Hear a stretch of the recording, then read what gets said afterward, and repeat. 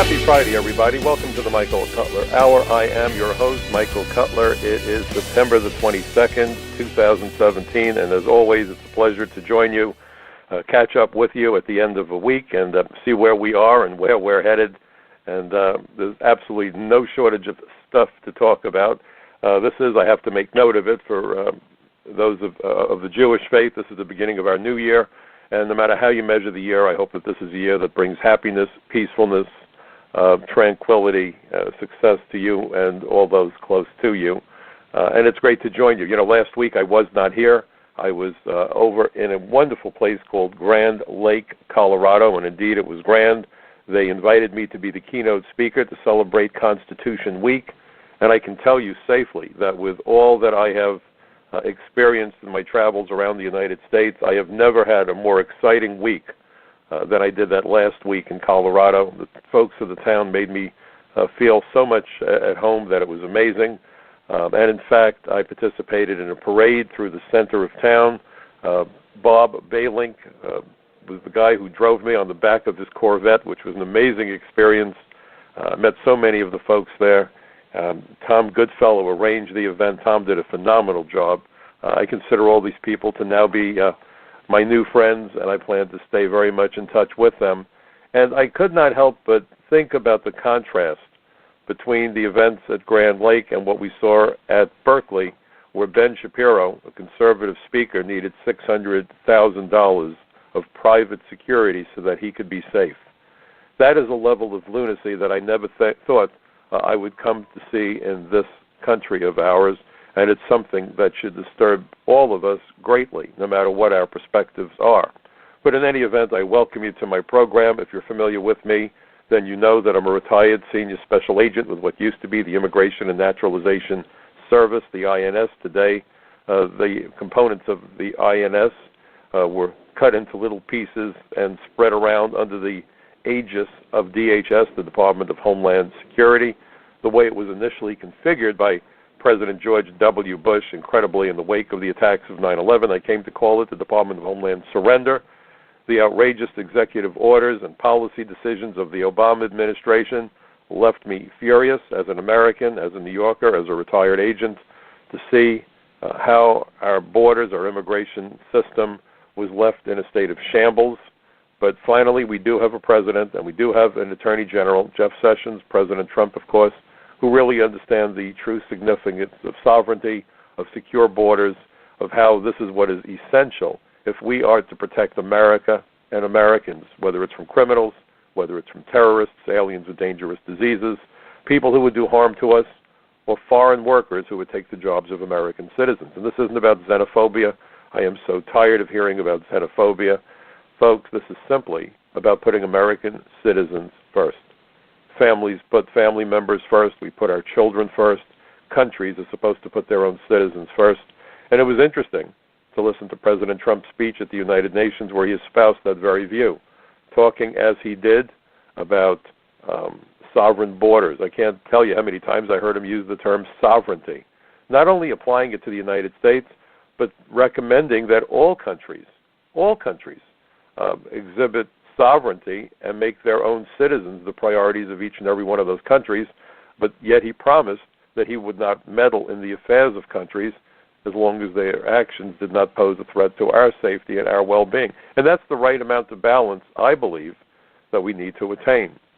And, you know, for many years I've been writing for a number of websites. I write for capsweb.org, Californians for Population Stabilization. Happy to write for them. For a number of years now, I've been a contributor to Front Page Magazine, frontpagemag.com, sponsored by the David Horowitz Freedom Center. And I also write for The Social Contract, and I've been posting articles on Newsmax. And my friends at Newsmax have been very generous in giving me opportunities to appear on their programs, also on programs aired by One American News Network and by Blaze TV, specifically The Dana Show. I love being on with Dana. I think she does a terrific job. So here we are. I am a man on a mission trying to wake up as many of our fellow Americans and our alleged leaders as possible as to the true significance of America's borders and America's immigration laws. And one of the issues that I wrote about since my trip, or actually before my trip, was I looked at the issue of immigration and the unlearned lessons of 9/11. Because if you look at what the 9/11 Commission talked about, they were crystal clear that our immigration laws and our borders are our first and last line of defense. How in the world do you protect a country when you have no control over who comes into your country? Generally, when we think about war and aggression, armies, vast numbers of people go marching across international borders. The Russian general recently said tanks don't need visas. The idea is that a tank just charges across the borders and attacks the country that they're seeking to overrun. We've seen it time and time again. And virtually every border on this planet, folks, I want you to think about it. Nearly every border on planet Earth was not drawn in crayon, pencil, or ink, but drawn with blood. Many borders were the result of armed conflict that cost many people, soldiers and non-combatants alike, their lives, many more injured. Upheavals on a global scale, I was going to say galactic scale, but we're not there yet, but sooner or later that may happen, God knows. But the point is that borders are significant. We have doors on our houses with locks and peepholes and doorbells, not because we're antisocial or because we're xenophobic, we're being practical. We want to make certain that people that come into our homes don't come to hurt us, don't come to rob, don't come to steal. And that's a common sense notion. And yet, going to the article that was published this morning on, again, frontpagemag.com, I hope you folks will check out my articles, California poised to provide sanctuary to alien criminals and terrorists playing politics with national security and public safety. This is now the latest development in the wacky state of California, but we're seeing this across the United States. The push to eliminate borders, the push to blur the distinction between aliens who are here legally, whether they come on non-immigrant, that is to say temporary visas, or they come on permanent visas because they're here as lawful immigrants and they hopefully aspire at some point to become American citizens, to become a part of this phenomenal tapestry of America. You know, America is the most ethnically, religiously diverse country on the planet.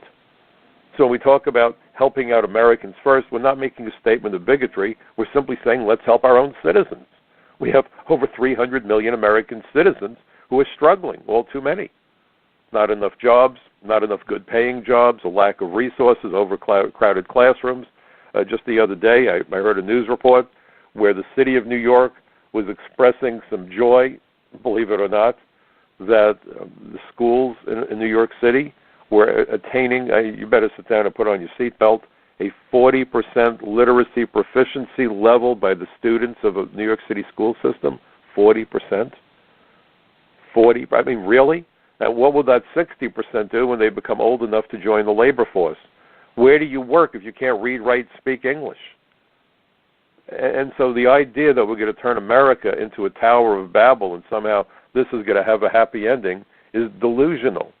You look at the conflicts we're seeing with North Korea. Do you not think that North Korea would love to put their saboteurs, their spies in the United States? They've all but declared war on us. And they're using technology, whether we want to talk about their missiles or nuclear weaponry. Much of it comes from countries that got the technology from us, from the United States of America. China right now has more than 150,000 foreign students studying the STEM curriculum, science, technology, engineering, and math. It's delusional to think that we can defend America when you have terrorists, saboteurs, and spies freely accessing our country. And that's what's happening. A couple of weeks ago, the Justice Department announced that a naturalized citizen from Taiwan agreed to plead guilty to transferring nuclear materials illegally to China. China has been helping North Korea with its development. It's a client state of China. Finally, President Trump has been imposing more and more of his will, and so China at least appears to be more eager to help. I think they're getting alarmed at the idea that North Korea now threatens to detonate a hydrogen bomb over the Pacific Ocean.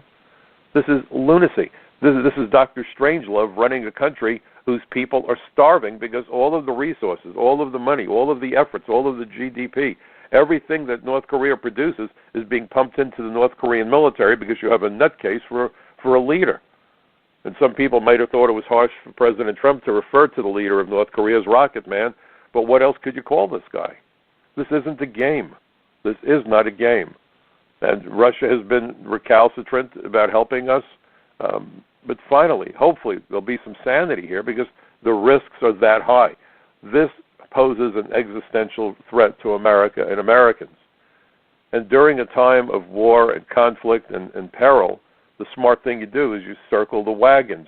You make certain that you don't permit people into your country who ultimately pose a threat to your safety and well-being. This is common sense. When you're told that there are burglars and home invaders wandering around your neighborhood, you lock your door. Maybe you put better locks on your door, in fact. But the globalists out there in this country who are only concerned about flooding America with cheap foreign labor and not cheap foreign tourists, but foreign tourists who will spend their money, and they hope that they're wealthy, and flooding American schools with foreign students who then replace American workers. And by the way, when you give a foreign student that student visa, that student becomes eligible to take a job in the United States to obtain what's known as practical training. And we've had spies use that program, use that system to work for companies where they're able to steal property. China has no respect for intellectual property rights. They don't care about patents. They don't care about copyrights. We are destroying ourselves. It's the death of 1,000 slices, but it begins first and foremost with not securing the borders, making no distinction between aliens who come legally versus aliens who come illegally. And this is relatively new, only the past couple of decades. If you go back to the 70s, the United States was reluctant, and many Democrats, indeed, were reluctant to allow refugees into America because of national security concerns and the concerns that there weren't enough jobs to go around and so forth. But over time, the bribes offered through those campaign contributions have twisted the politicians so that they are now, all too many of them, all in about taking down America's borders. Look how controversial building a border wall is when we have heroin flowing across the border. But by the way, the heroin's not just flowing across from Mexico, and I keep making this point. In fact, there was a Fox News article just a couple of days ago where they seemed astonished at the quantity of heroin entering the United States through John F. Kennedy International Airport. Well, interestingly enough, I began my career at John F. Kennedy International Airport as an immigration inspector. And I can tell you that during the 70s, when I was there, it was not unusual that airplanes were met by doctors because people on the airplane had swallowed either balloons or condoms that had been stuffed with heroin, and they overdosed en route. And they had to rush them to the emergency room. In some cases, these people didn't survive. All too often, they took dead bodies off the airplane back in the 70s. This is not a new phenomenon. But what is new is the quantity of heroin and the level to which America has become addicted to heroin and opioids. And finally, after years and years, and I don't know how many thousands of deaths and how many crimes committed by people desperate for the drugs or the drug cartels themselves playing out their battles on streets in the United States, suddenly, some of these state attorney generals are saying, well, we want to find out about the collusion, the decisions by the drug companies to get people to take opiates, which is causing them to then go to heroin when they can no longer afford their prescriptions or the doctors can no longer give them prescriptions. How long did that take? How many billions of dollars got washed through the banks that lined how many politicians and bankers' pockets? So finally, now we're going to take a look at it. Take a look at it. The cemeteries are filling up with heroin victims, and they're going to take a look at it. I'm really impressed now.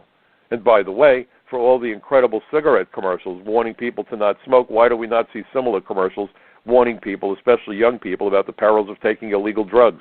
Heroin, cocaine, meth. Where is it? Why are the commercials not being aired to convince people, to educate people, to dissuade people from poisoning themselves? Follow the money. Always follow the money, folks.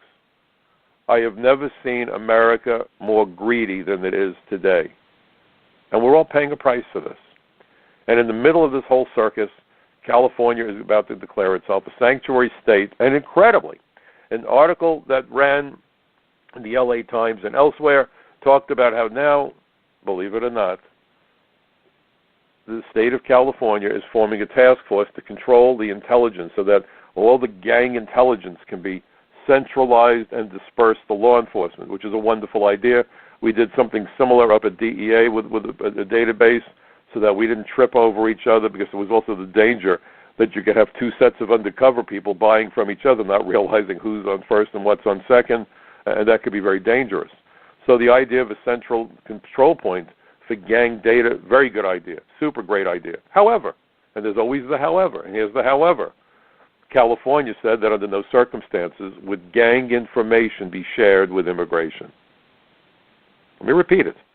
They're making certain to not share information, intelligence, about alien gang members with immigration.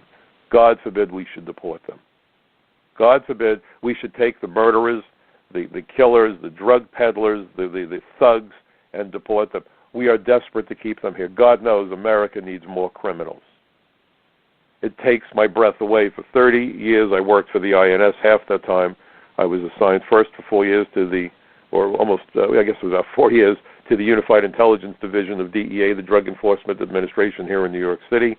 And then for the balance of my career until it ended, I was part of the Organized Crime Drug Enforcement Task Force. So what California is now doing is, the gloves are off. They're being very obvious now. There's no more games, no more lies, oh, the immigrants don't commit crimes and we're talking about illegal aliens. They know they commit crimes. They know they're members of gangs.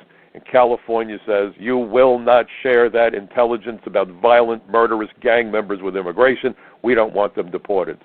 I want someone to get in front of a camera and a microphone in front of the people of California and explain why in the hell they are so determined to keep gang members in California that they will shield and harbor them from discovery by immigration that could deport them, or maybe put them in jail for a bunch of years because they re-entered illegally after deportation, or perhaps they were found in possession of firearms.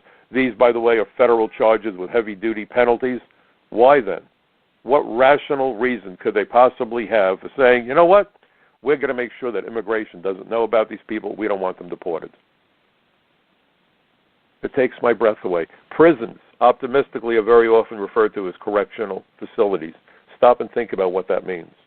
They use the term correctional facility for a specific purpose. The purpose, ostensibly, is to correct the behavior of the criminals, of the recidivists. The idea is to reform them. So when criminals get done paying their debt to society by serving out whatever prison sentence they were given, and we put them back on the street, they don't go back to their evil ways. And some truly do a great job of mending themselves and going in a better direction. But not nearly enough of them do. Too many of them become recidivists. They commit more crimes. They make more connections in the jails. They're often recruited by the gangs in the jails. In some cases, terror cells recruit the criminals in the jails. And so instead of coming out of jail and looking for an honest job, they get out of jail and they're back to the gang and they're back to shooting and raping and looting and violence and whatever other crimes they're into. The surest means of addressing recidivism where foreign criminals are concerned is to deport them. Deport them. Get them out of the country so that they don't threaten the residents of that community. And let's look at something else. And this is not just about Latinos. Latinos aren't different from anybody else. When I hear about Latino voters, what I immediately think is racism and bigotry. An American whose last name is Rodriguez is no different from an American whose last name is Cutler, or Goldstein, or Jackson, or Smith. As Americans, we have common goals and common dreams, and I don't care if you lean to the left, the right, the center, or if you do pirouettes. The average Americans want just a few basic things, and we all want them, unless you're nuts. We want America's military to keep our enemies as far from our shores as possible. We want law enforcement to keep our streets as safe as possible for ourselves, for our friends and family, and particularly for our children.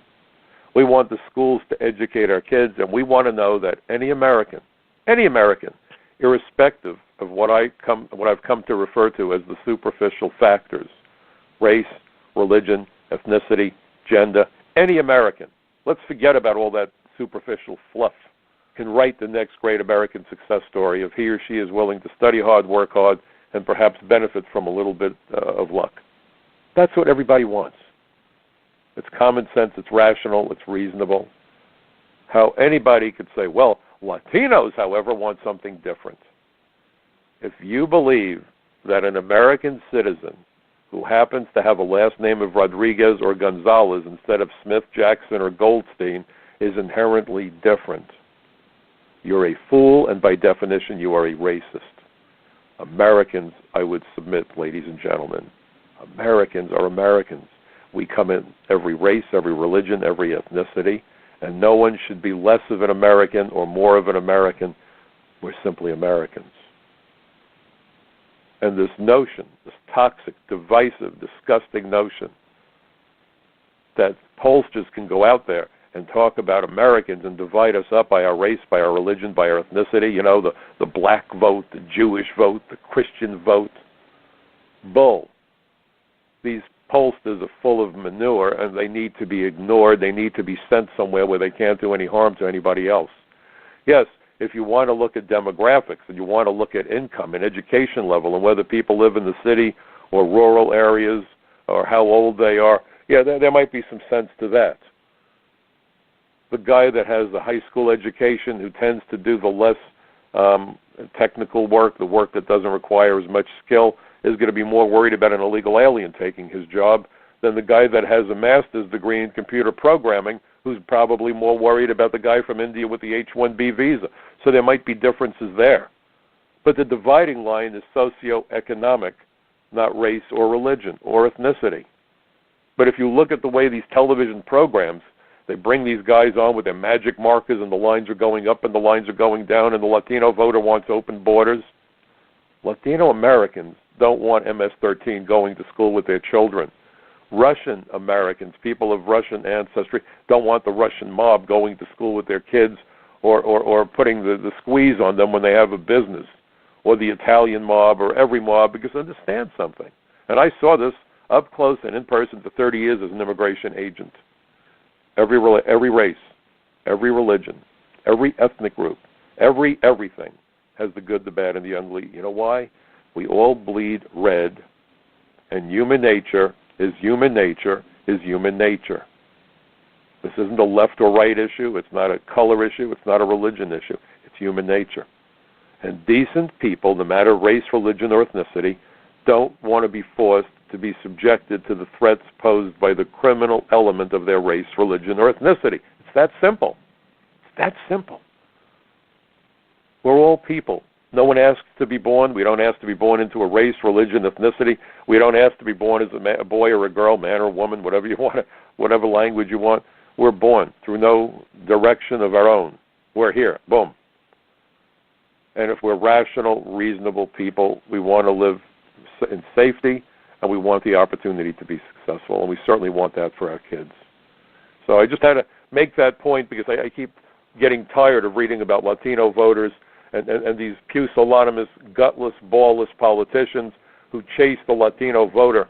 You know, I have this image, if you've ever played with a puppy or a kitten with a flashlight or a laser pointer, and the animal goes chasing after that glowing dot on the floor. That's these ballless, gutless politicians chasing after these ethnic voting groups that they've been told about. It's a fantasy, but they're too cowardly to know better, to rationally think about it. They hire some consultant at a pretty penny, and that's why they need their campaign contributions, and they're sold this bill of nonsense. It's malarkey. Oh, you want to attract the Latino voter, you've got to come out in favor of amnesty. Folks, this is a deadly mistake. But look at what's happening on college campuses across America.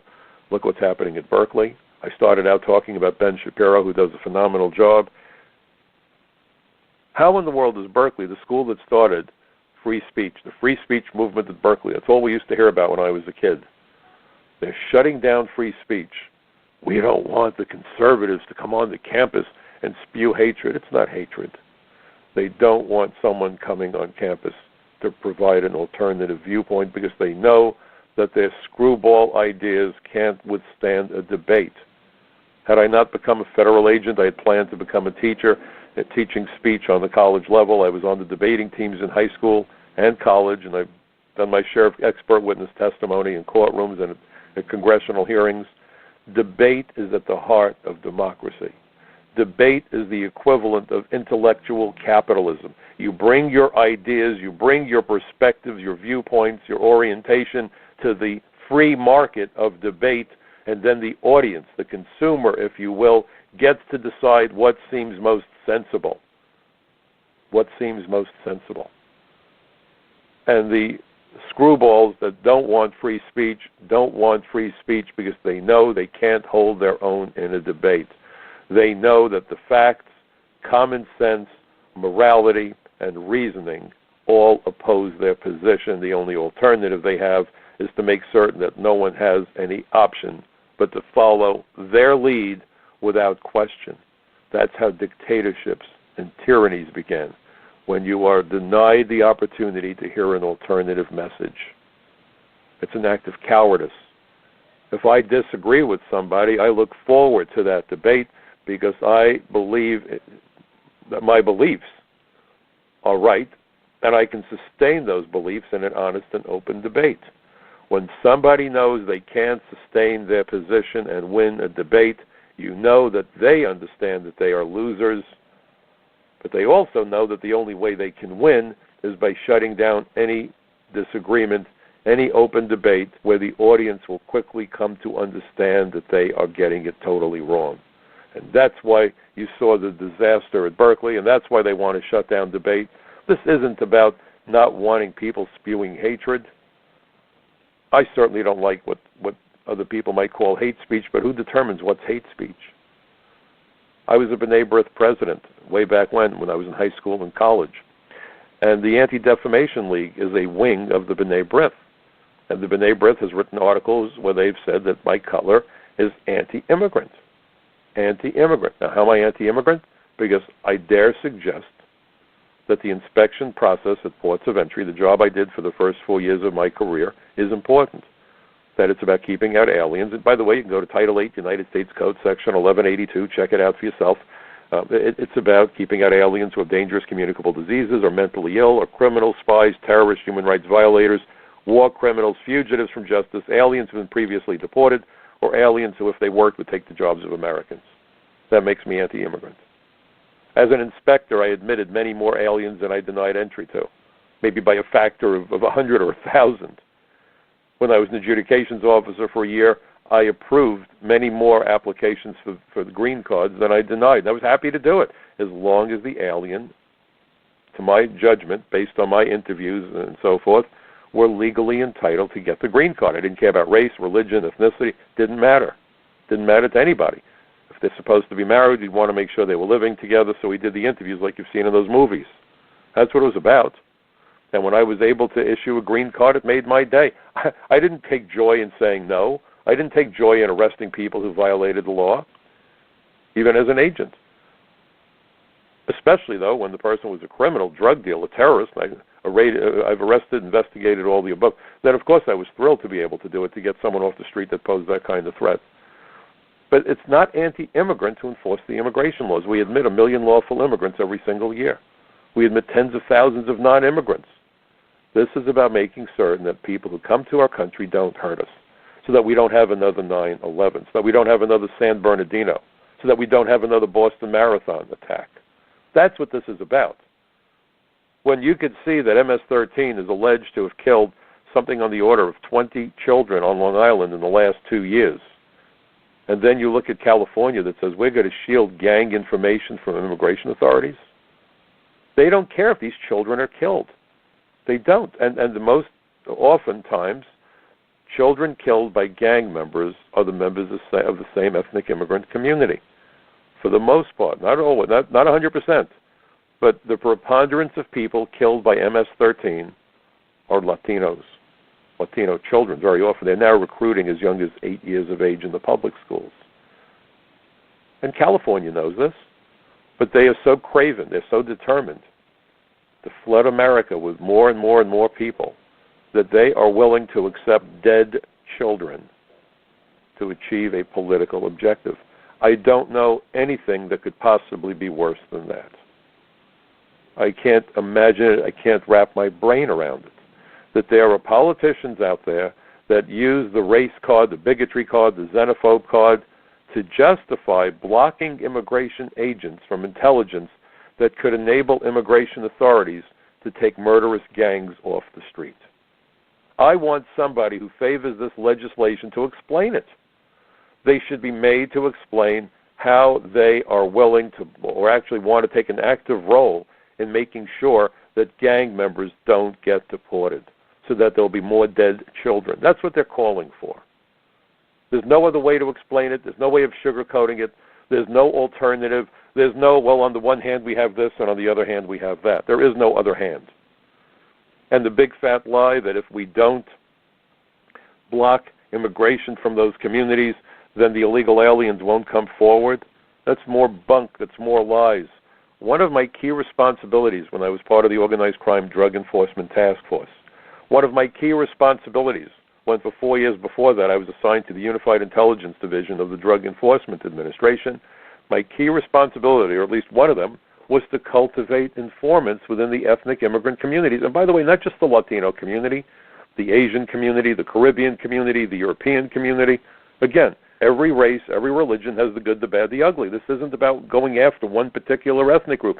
If that was what this was about, I could never have done my job, folks. My family was decimated during the Holocaust. I was named for my mother's mother, my grandmother, who died in Poland because of our religion, because we're Jews. The immigration laws are completely blind and neutral as to race, religion, ethnicity. So my job was to use my ability as an immigration agent to go into those communities and take illegal aliens who were willing to work with us and give them initially temporary lawful status. Ultimately, they were eligible for visas to come here. I've testified before a congressional hearing about that issue. And you hear the lie, just like Obama said, well, imagine the poor alien that's going out for ice cream and a police officer says, where are you from? We're arresting you. That's not what's happening. Not in the least. And very often the illegal alien who came forward, who was the victim of the crime, or who had good actionable intelligence, was given lawful status in the United States. But the picture they paint, oh, immigration agents are thugs. A girl gets raped, and they go running into the emergency room, and they slap the handcuffs on the girl who's bleeding and battered, and say to her, as soon as they patch you up, we're deporting you. That's the imagery that they concoct. And then you wonder why twice the number of immigration agents have been injured in the street last year over the year before, because of the lies being spewed by these disgusting, despicable professional liars, the politicians who are out there recklessly spewing lies and falsehoods about valiant federal agents who are putting their lives on the line, and the most often the people whose lives that are protected are in fact the immigrants, whether they're here legally or illegally, and I don't refer to an illegal alien as an immigrant, but my point is it's the foreign nationals who are suffering the greatest violence and so forth because of these policies. And yet if you listen to the nonsense, we've got to shield the immigrants, we've got to protect the immigrants, and so I'm compelled to make a point. The Los Angeles Times article talked about how the legislation to make California a sanctuary state was being designed to protect the immigrants. So I want you to understand the madness to that statement, protecting the immigrants. When George W. Bush was sitting in the Oval Office and driving me nuts, quite frankly, over his immigration policies, he kept going around saying, we're going to make the immigrants legal. We're going to give them a guest worker program. We're going to legalize the immigrants. And when I went out there and did public speeches, and I do lots of them, I'll be on the road again this week heading to St. Louis with Allen Freed Associates, their Speakers Bureau. I was with their folks in Washington last week, in fact. I remember being at a number of those events and other events around the country. And by the way, if any of you are aware of any speaking opportunities, please let me know. You can reach me through my website, michaelcutler.net. But when he made those statements, I used to go up on stage with a glass of water, and I would say, offering to make immigrants legal is not unlike me offering to make water wet. Water is already wet. Immigrants are already legal. What Bush was talking about was illegal aliens. But he fell right into that game, that Orwellian game, of obfuscating the issue by using false language, false and misleading language. Illegal aliens are what he was talking about, that he wanted to legalize. Immigrants are here legally to begin with. So he was offering to legalize illegal aliens, but that wouldn't sound so good, so he said, we're going to legalize the immigrants. Now the headline is, we're going to protect the immigrants from immigration. immigrants are legal. Immigrants don't need protection from immigration. Immigrants need protection from the gangs of foreign nationals who've come into the country and live in their communities and threaten their safety and threaten the safety of their friends and families back home.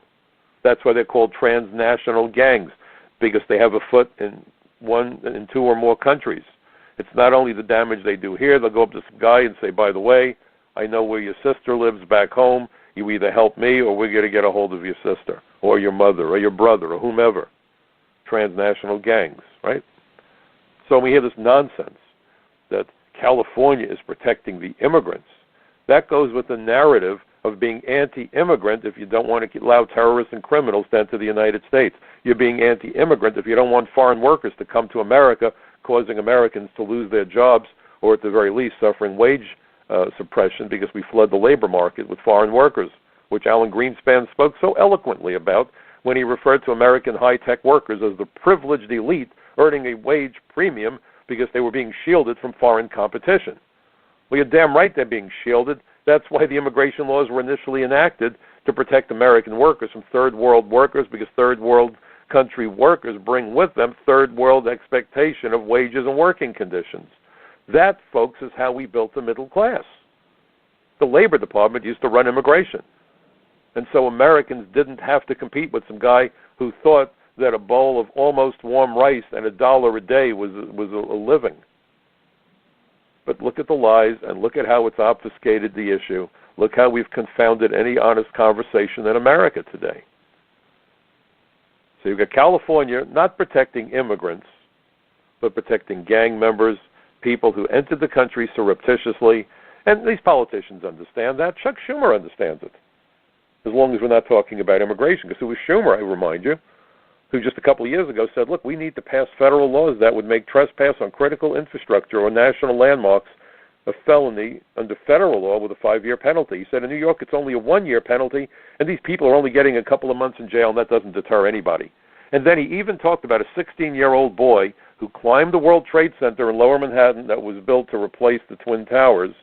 And this airheaded kid, according to Chuck Schumer, needs to be put into a prison cell for 5 years because what he did was dangerous. That's pretty strong stuff, Chuck. However, when you trespass on America, the same Chuck Schumer says, oh, now you've earned citizenship. Never mind that we give citizenship to 1 million immigrants every year. We naturalize them. There's so many, in fact, there's no real background investigation the way the law requires. Each one of those applications is supposed to undergo a good moral character investigation, but we got rid of that with the Bill Clinton administration when Doris Meisner, our commissioner, said, oh, this is slowing down the process. What do you mean we have to interview these people? She kept hiring more adjudicators. I guess these people were flipping hamburgers at McDonald's the week earlier. Maybe they should be giving out French fries with the naturalization certificates. And she says, you know, no matter how many adjudicators we hire, we can't get the process to work quickly enough, so let's stop doing interviews. I kid you not. It was called Citizenship USA, CUSA, and it led to people screaming at the top of their lungs who worked for the INS. You know, all too often, and I saw this with some speeches that I heard this past week, some conservatives think, oh, the unions are terrible and civil servants are terrible. We aren't. I was a civil servant for 30 years, and I'm proud to say it. And it was the unions who were the whistleblowers alerting everybody to the perils of what was happening. And it was the union and those civil servants who went to the inspector general and said, we're being ordered to do something illegal that's dangerous. Because they found that because of Meisner and the Clinton administration, 1.1 million aliens were given United States citizenship, and thousands upon thousands of them had criminal histories. They gave them their naturalization certificates before the fingerprints even came back. Think about that. Just realize that people on any job can be good or bad. It's not the profession, it's the person. There's good doctors and bad doctors, good pilots and bad pilots. There's even some good politicians. I think of my good friend Lou Barletta. I think of Chuck Grassley. I think of a whole bunch of folks who try to do a good job. Unfortunately, they are the exception when you're dealing with politicians. But this notion that the civil servants are the enemy, they aren't. The problem always comes from the top. There's a wonderful Yiddish expression that says that when the fish goes bad, it smells from the top. We finally have a president who understands sovereignty, who understands immigration. He has an attorney general by his side. I have nothing but the utmost respect for Jeff Sessions. I've been with him on a number of occasions. He's quoted me from the floor of the Senate when I wrote an article called Comprehensive Immigration Reform, the Terrorist Assistance and Facilitation Act. If you look at the President's executive orders on immigration, it's not what the media says they are. It's not about bigotry or xenophobia. You know, they keep calling the President's travel ban the travel ban. I'm sorry that he's now using the terminology. The actual title of the so-called travel ban is protecting the nation from foreign terrorist entry into the United States. Who in their right mind could be opposed to that? Who in their right mind could be opposed? And it's not about keeping out Muslims. It's 6 countries on the list, and it doesn't include Indonesia and other Muslim countries. In fact, Indonesia by itself is the most populous Muslim-majority country, and the population of Indonesia by itself is roughly equal to all 6 of those other countries. So this isn't about keeping out Muslims either.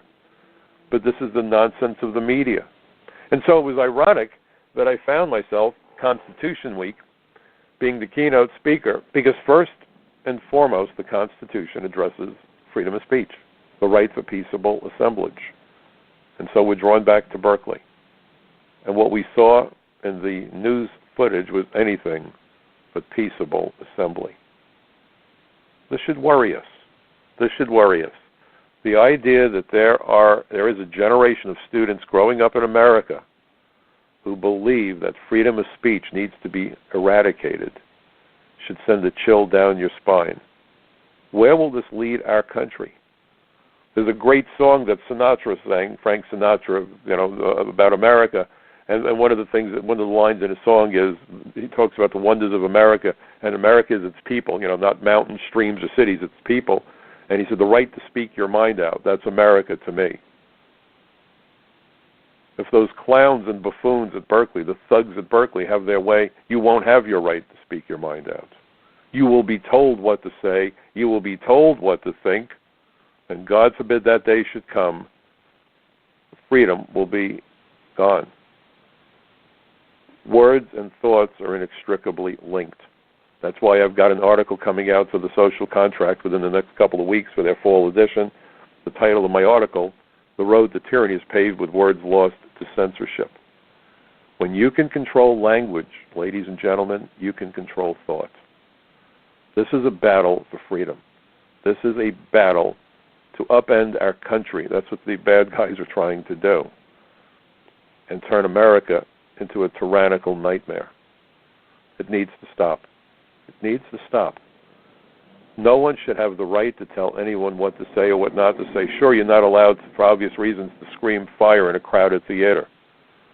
But to stand up and say we've got a series of laws that need to be enforced because the 9/11 Commission was clear about it.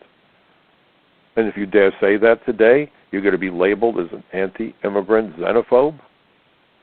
This is madness. And complacency isn't going to help us. Ignoring it and saying it's going to go away isn't going to help us. I'm sure there are people that are very concerned about North Korea, and they're saying, wow, Donald Trump is really going after this guy. What choice does Trump now have? For decades, politicians unwilling to confront the growing menace. If you have a leak in your roof and you allow it to keep leaking and you don't do anything about it, eventually that leaking roof will take down your whole house. For decades, our politicians, pusillanimous cowards, refused to confront the growing peril, whether it was Iran, whether it's North Korea. We're now paying the price. The chickens are coming home to roost. And the only thing that Rocket Man understands is force. You always negotiate out of a position of strength. JFK had this wonderful saying, we must never negotiate out of fear, but we must never fear to negotiate. The same can be said about freedom of speech. Every soldier who has given his or her life defending America, in large measure did so to defend our freedoms, and first and foremost is freedom of speech. Because without freedom of speech, there are no other freedoms. There are no other freedoms. Control language, you control thought. Control thought, there is no freedom. So when I looked at those horrific images of what was going on at Berkeley, and I reflected on it when I stood before those wonderful folks at Grand Lake, Colorado, where we didn't need $600,000 worth of private security. We didn't need any security at all, and not everybody there was a quote-unquote conservative. We had a wonderful series of conversations after the event where I chatted with so many people, and they came from all parts of the political spectrum, which to me is America, the wonders of America. And we had honest conversation. It wasn't strident. It wasn't accusatory. It wasn't nasty. It was civil. It was polite. It was wonderful. It was wonderful. If there's any negative about Grand Lake, it's that it's 8,400 feet above sea level. And as a guy who's used to living at sea level, I found myself short of breath all too frequently. But I'll tell you what also took my breath away was the vistas of that beautiful town in the mountains of Colorado. The Rocky Mountains are spectacular.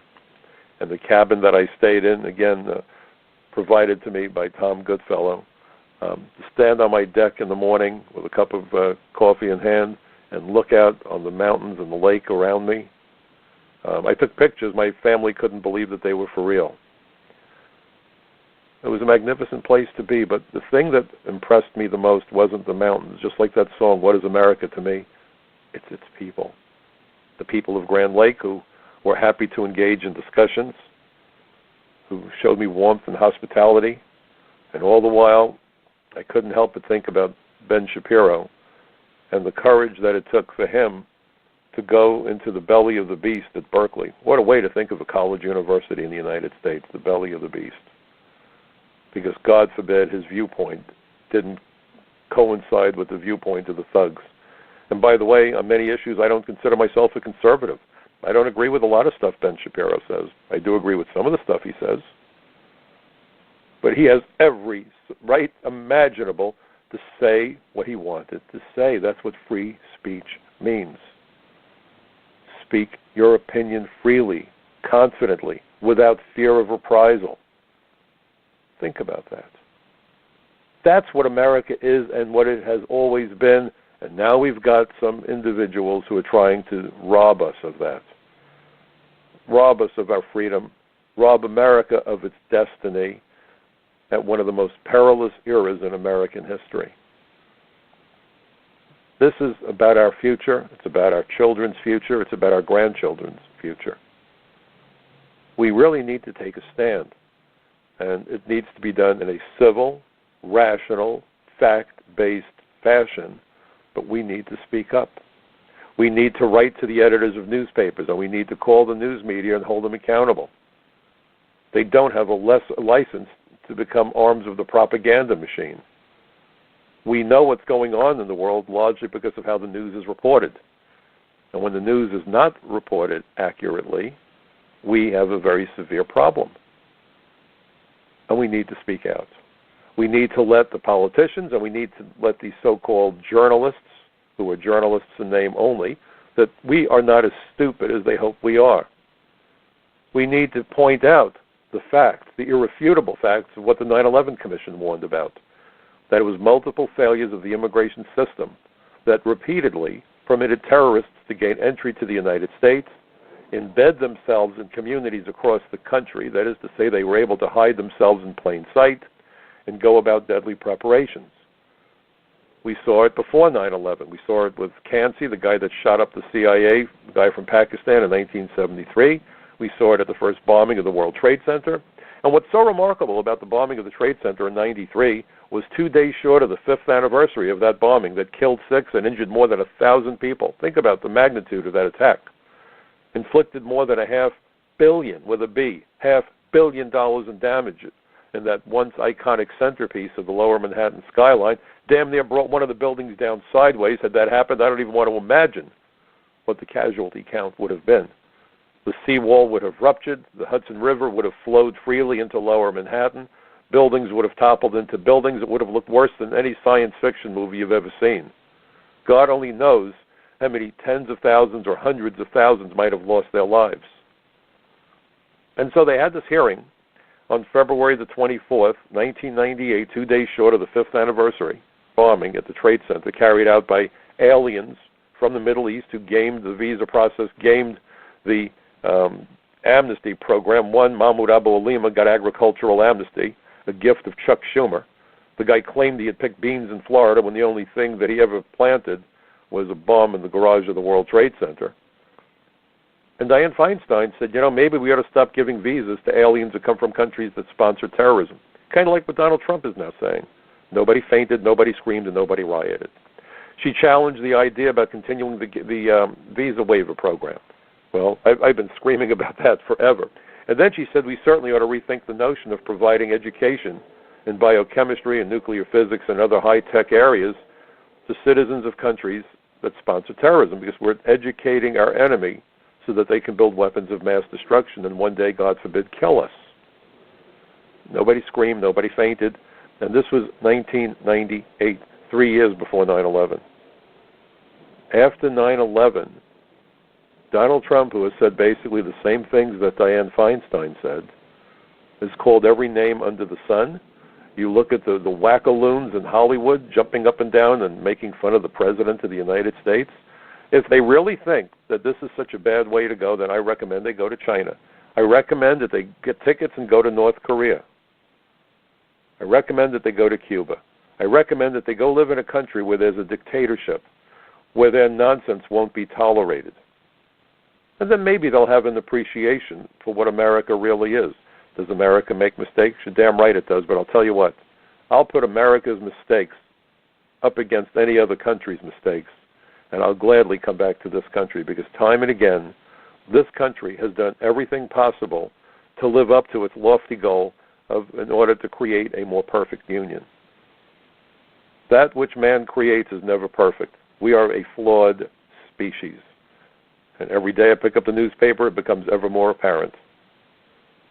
But this country has made incredible strides to be the best it can be, and to have lame-brained kids and thugs who hate freedom attempt to undermine our form of government, our way of life, the achievements of the American people, is more than I have the stomach to tolerate and not take action. And that's why I do this program. And that's why I've been traveling around the United States trying to wake up our fellow Americans, trying to wake up our politicians so that they can come to an understanding of just how important it is that no matter what pressure is being applied by the U.S. Chamber of Commerce and the other globalists, that America, for once and for all, secures its borders, gains some control over its destiny through control of the borders, enforce fairly but effectively the immigration laws, and make certain that we do what's in the best interests of we the people. That's what this is all about, ladies and gentlemen. And if you agree with me, then I simply ask that you forward information about my program, about my articles, whether it's capsweb.org, frontpagemag.com, The Social Contract, or of course my website, michaelcutler.net, and help out with my bucket brigade of truth, as I have come to call it, because I would remind you folks, democracy is not a spectator sport. I thank you so much for joining me this evening. I hope you'll be joining me again next week at the same time, right here on the Michael Cutler Hour. Again, have a wonderful weekend, everybody, and hope it's a good year for everybody, no matter how you measure the year. Be well.